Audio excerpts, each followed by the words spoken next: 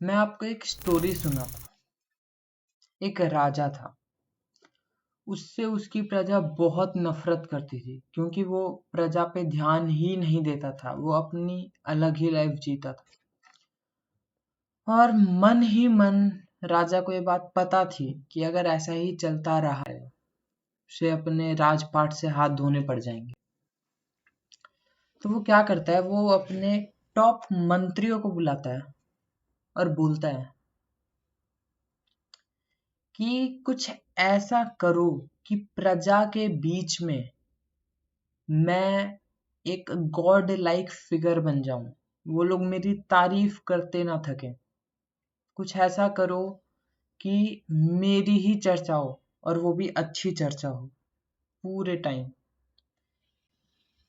अगर तुमने कर दिया तो तुम्हें मैं 2 टन सोना दूंगा, एंड नहीं किया तो तुम्हें दंड में फांसी की सजा।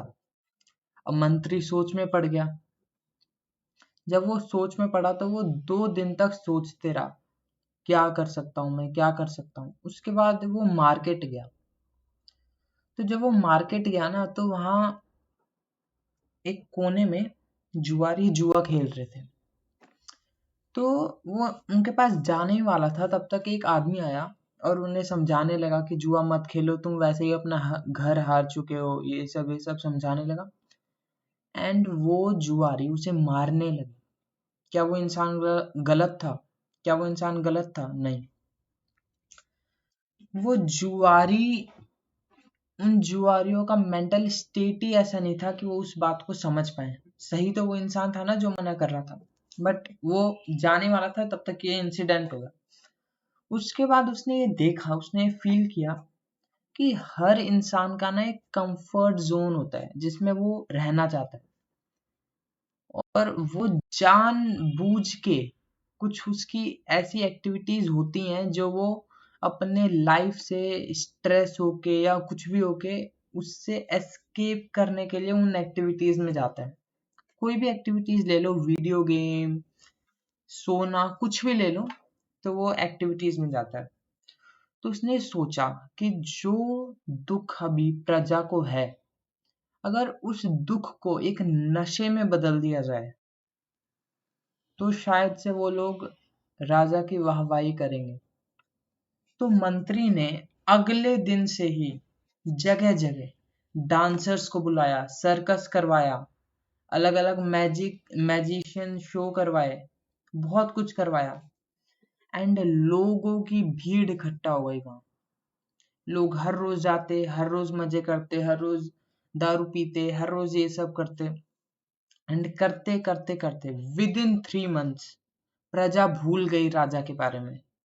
ये नहीं कि राजा को भूल गई, वो राजा के सारे गंदे कामों को भूल गई कि वो प्रजा पे ध्यान नहीं देते, ये सब सब भूल गई।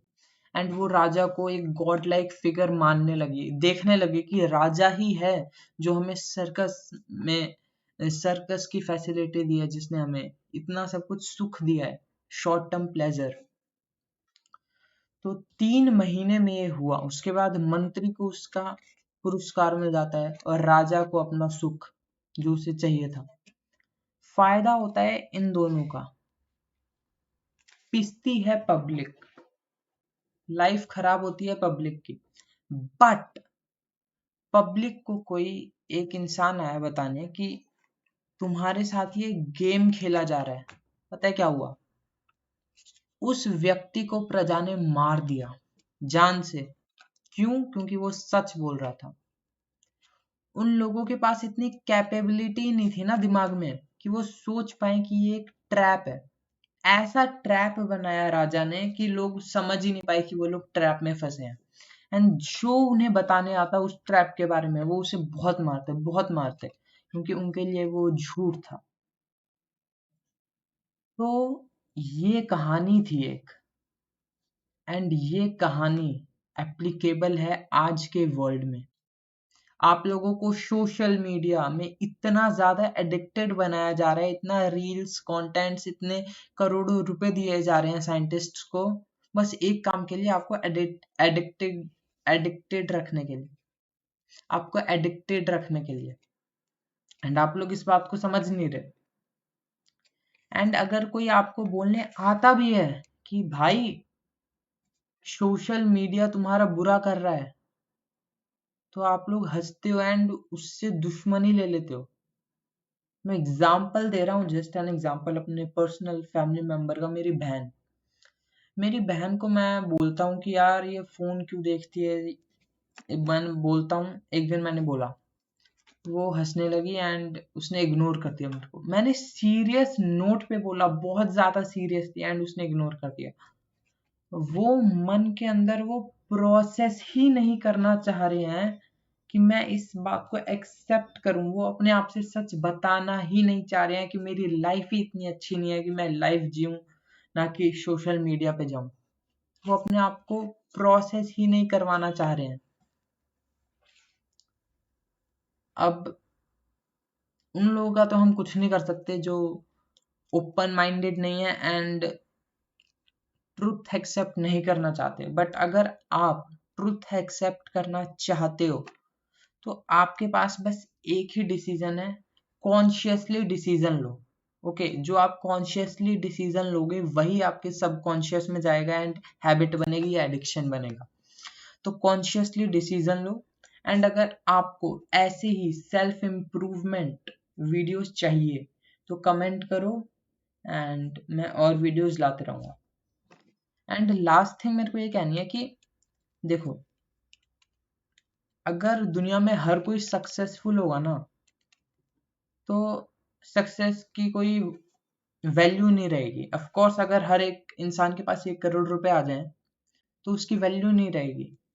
तो ये जरूरी है कि अनसक्सेसफुल मीडियोकर लोग भी हों इस दुनिया में, जिसे हम फंसाएं और उनसे फायदा उठाएं। ऑफ कोर्स होने चाहिए ऐसे लोग एंड मैं खुश हूं कि ऐसे लोग हैं।